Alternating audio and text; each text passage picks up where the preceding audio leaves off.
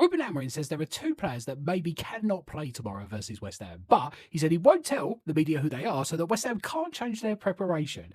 I wonder which two players they could possibly be. Because which two players could possibly be out for Manchester United that would drastically change Nuno's plans for this game tomorrow? I'm not entirely sure. I mean, Bruno Fernandes is definitely one of them, but that guy is just never injured, is he? So if he's not available for the game tomorrow, I would be very surprised. Ahmad, I think, is a possibility. Buemo, I think, is also a possibility. And is Casemiro.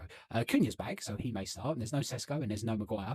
So I don't know, maybe it's a defensive injury, possibly. I'm really not sure. So yeah, I am interested to see which two players may not feature, because for him to say that does kind of indicate that they are big players. Or at least that's what I'm assuming, because he thinks those two players being out would drastically change Nuno's plans for this game tomorrow. However, ultimately, I don't think it really matters, because I think Nuno has already got a game plan for this game, and I don't think it would change no matter who starts for Manchester United tomorrow. But still, it will be very interesting. Now, do I give us any hope in this game tomorrow? Yes, I do. Do I think it's likely that we can get a result there? Probably not, but I would give us a chance, because despite the fact that Manchester United are definitely an improved team this season compared to last season, they still can be a little bit vulnerable in some games. I mean, you just look at their last home game against Everton.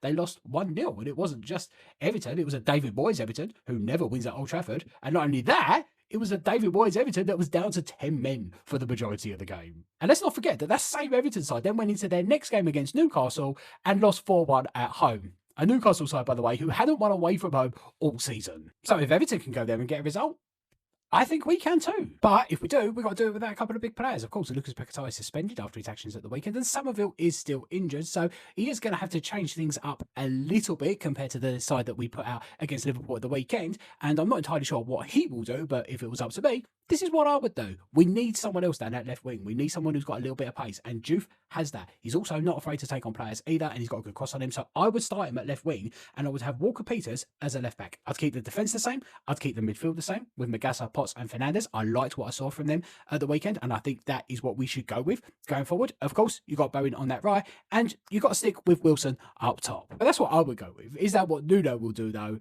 No, I very much doubt it. I think he probably will go very defensive. We even could see 3 at the back again, but you never know. So yeah, going to be interesting to see our team. It's also going to be interesting to see which two players Manchester United may be without for tomorrow's game. So do I give us any hope? Yes, I do. Do I think it's likely? No, but you know, I'm forever the optimist. So I'm going to say we're going to get a point in this game. As per usual, let me know your thoughts in the comments. And for more West Ham United news updates and opinions, do not forget to hit that follow button. Come on, you Lions!